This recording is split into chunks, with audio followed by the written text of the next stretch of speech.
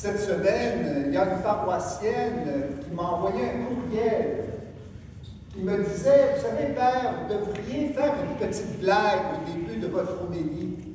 Ça permettrait aux gens de s'intégrer progressivement dans l'homélie. Alors, j'ai eu la grâce cette semaine de voir une blague, justement, qui pouvait bien être avec l'Évangile. Et je vous la partage, cette blague. C'est le premier ministre du Canada, on ne sait pas son nom dans l'histoire, et il décède, il meurt. Il arrive aux portes du paradis, il y a Saint-Pierre qui l'accueille et qui lui dit, on a changé un peu les règles, c'est des nouvelles règles qu'on a maintenant. Alors, maintenant, vous devez aller faire un séjour d'une journée en enfer, et puis après, vous allez faire une journée au ciel. Puis après, vous allez revenir et vous déciderez où vous voulez aller. Alors, le premier ministre s'en va tout d'abord en enfer. Et là, il est surpris, il voit bien que ses amis qui sont là. Et il y a de la belle musique entraînante. Et puis il y a des belles femmes qui ne sont pas trop bien vêtues. Et l'alcool coule à flot, il y a du plaisir, c'est agréable. Et puis après, il s'en va au ciel. Ah ben là, l'atmosphère est plus calme. Hein? Là, il y a de la musique d'église qu'il ne connaît pas trop, puis qu'il n'aime pas trop. Et puis, il y a des religieuses qui prient, puis il y a ensuite un bon repas, oui, mais ça ne l'électrise pas, comme on pourrait dire. Alors, il s'en va vers Saint-Pierre, et là, Saint-Pierre lui demande, quel est votre choix? Alors, je pense que j'irai en enfer. Fait que là, il s'en va en enfer, il ouvre les portes, mais là, c'est complètement changé.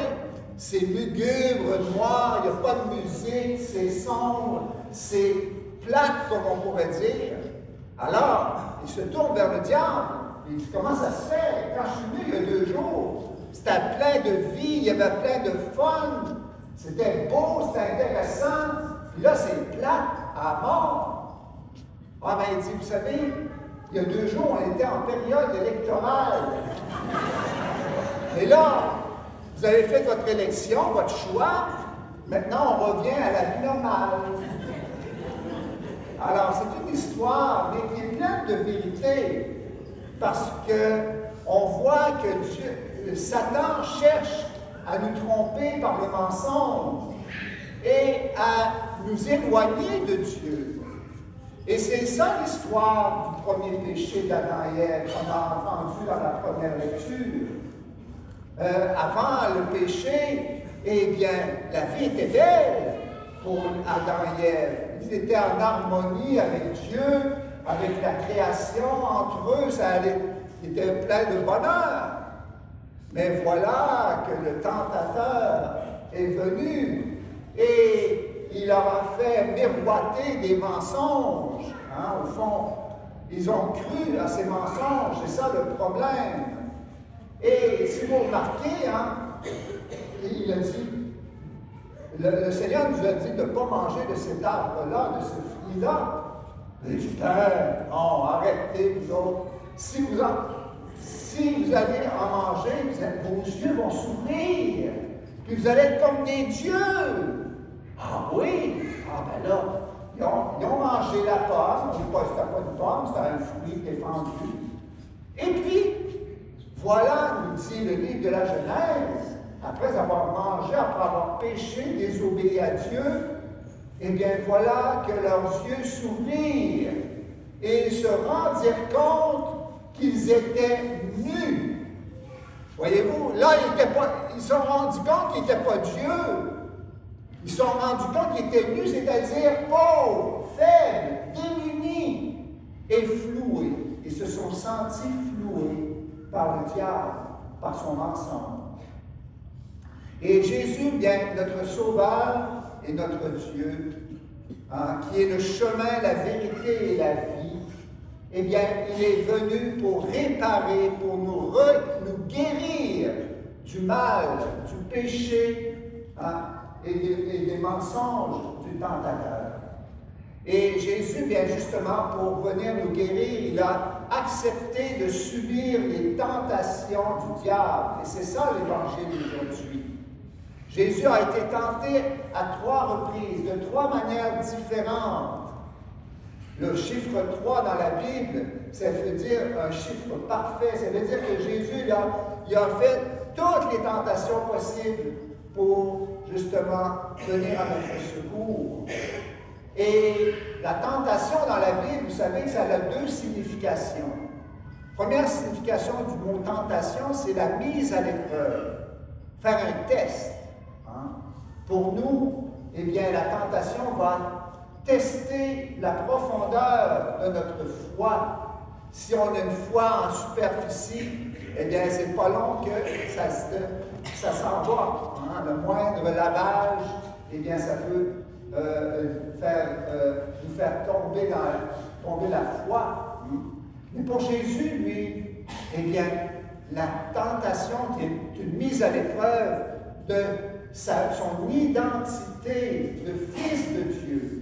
C'est pour ça que le diable commence par dire, si tu es le fils de Dieu, alors tu vas faire telle chose, tu vas changer ces pierres en pain. Toi qui as jeûné pendant 40 jours, 40 nuits, tu as faim, ben là tu vas pouvoir manger. Qu'est-ce qui va te rendre heureux? C'est de manger le pain. Ben non, Jésus il est venu justement, non pas pour remplir notre estomac, mais remplir notre cœur vide d'amour. Et c'est ça que Jésus veut faire. Il veut nous donner l'amour inconditionnel de Dieu pour que nous puissions être dans la paix et dans la joie. C'est ça la première tentation. La deuxième tentation, eh bien, c'est justement de séduire Jésus, de le faire dévier de sa mission de sauveur.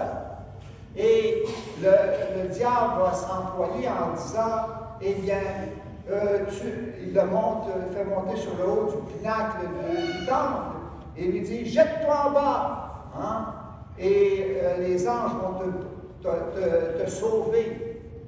Et alors, bien, au fond, cette tentation, c'est de chercher à utiliser le pouvoir de Dieu pour nos propres avantages, pour notre propre usage. Un peu comme si un bandit allait à l'oratoire Saint-Joseph pour allumer des lampions, pour demander la grâce au Seigneur de réussir son hold-up qu'il va faire demain matin. C'est utiliser le pouvoir de Dieu à nos fins personnelles. Un peu comme cette dame qui m'avait appelé un jour, qui me disait, « Père, priez donc pour mon amant, afin qu'il me revienne, qu'il abandonne sa femme et ses enfants, puis qu'il vienne vers moi plutôt qu'il reste avec eux autres. » Ben, j'ai dit, Madame, c'est pas ça que Dieu veut, je pense, parce que votre mari, votre amant, il est engagé avec une autre. Alors, ça, c'est la troisième tentation aussi, bien, c'est Jésus qui est amené au haut d'une montagne pour voir toute la gloire des villes et des villages. Et le Seigneur, le diable, dit, si tu te prosternes devant moi, je te donnerai toute cette gloire, cette popularité.